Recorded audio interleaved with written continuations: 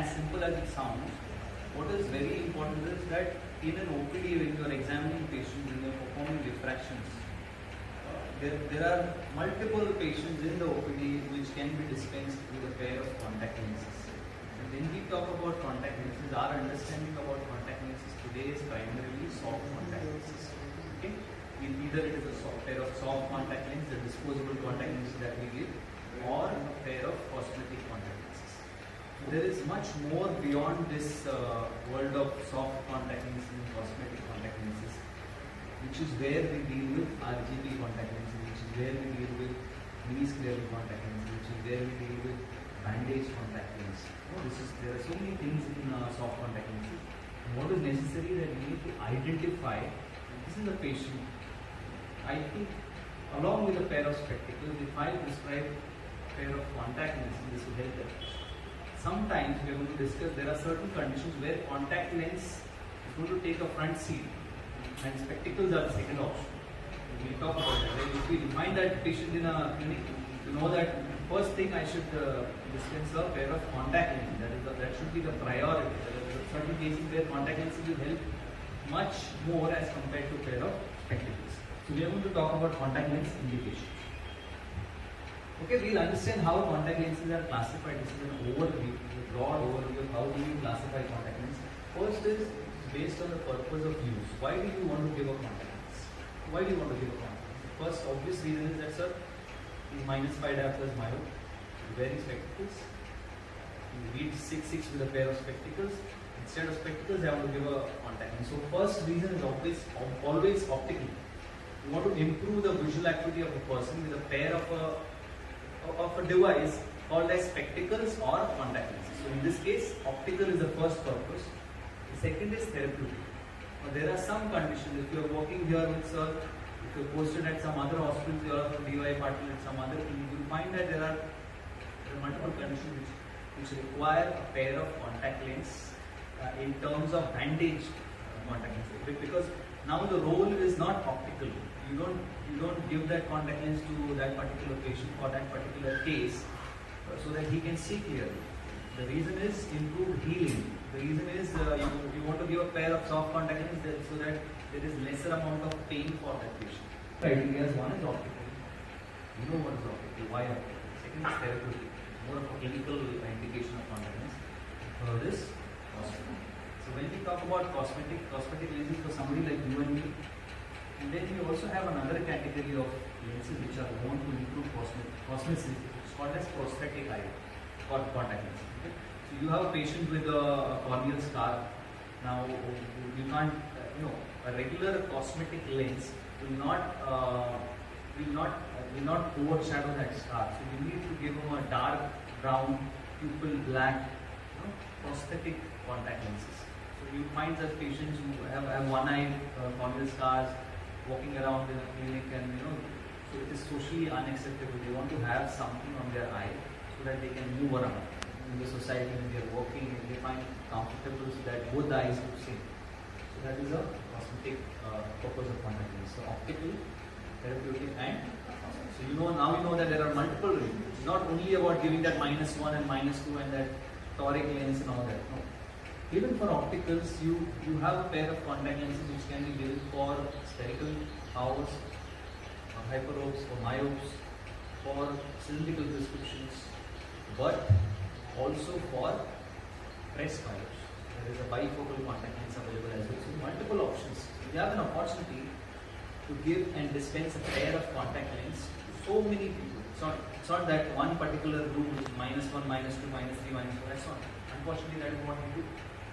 Okay, you need to identify, which is why we want to talk about contact lens indication. Identify a patient.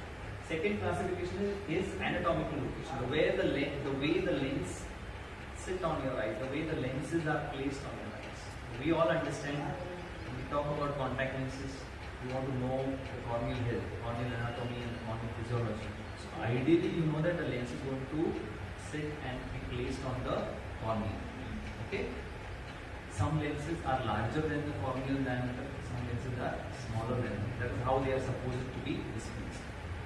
All your rigid gas permeable lenses, what is rigid gas? We call it as RGP lenses. Okay?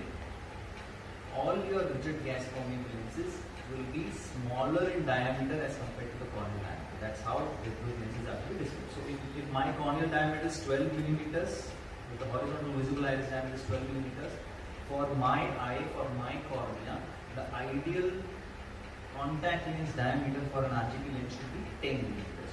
You deduct 2 millimeters. Okay, I'm not going to talk about the technicality. You just understand how it is. Smaller than corneal diameter is an RGP lens. If you want to give me a soft contact lens, that soft contact lens should be larger than the corneal diameter. Okay, same thing. It's contact lens, but the diameter will differ depending on the type of lens.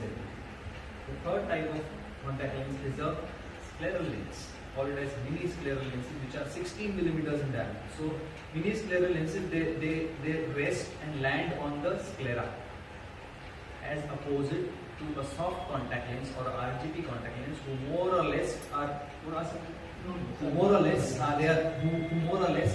around the cornea and the limbus. A mini scleral lens or a scleral lens will land and will rest on the sclera.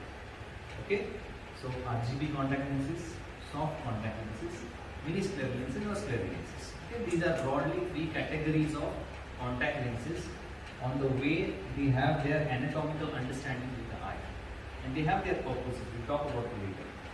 Second is nature of lens. It's very essential, because today every year some new material is coming in. As an optometrist or as an eye care practitioner, you should be aware of what materials are used. Today, you must have heard of this material called silicon hydrogel. When I was of your age, when I was a student, we never had silicon hydrogel. We always had hydrogel lenses. And maybe my seniors, when they used to talk about RGP lenses. They used to tell us that we have never heard about soft contact lenses. My generation, they used to tell us, our generation gave RGP lenses. And that was the golden era of contact lens practice. You know why? Because all those lenses were custom made lenses. All those lenses. So if this is a group of 20 patients for contact lenses, I know that for Bunny, I will have to measure her corneal dimensions, I have to measure her base curve and this and that and over refraction and that. I'm going to spend about 1 hour doing all that contact lens examination, and then I will dispense the contact lens to Bunny. So Bunny understands that what lens he has given me, I'll have to come back to him after a year. If I want the lens, if I just go back to somebody else and tell him that just give me the lens, he will have to undergo all that, measurements and that all dynamics of customization of a contact. But when soft contact lenses were introduced, it had a benefit of comfort. Soft contact lenses are very comfortable. You just don't feel that there is something in that. And then also it also involved the benefit of ease of practice. So if I want to give around all of you a soft contact lens, the number of hours, the number of time that is required for me to do a contact lens workup is much lesser as compared to a time required for RGP. RGP is more of customization, base curve, this, that, everything. Today soft contact lenses are available in 2 base curves, 8.4, 8.6. Sometimes most companies, most brands, elite brands, they have only 1 base curve. They call it as universal base curve. Most of the time it fits all.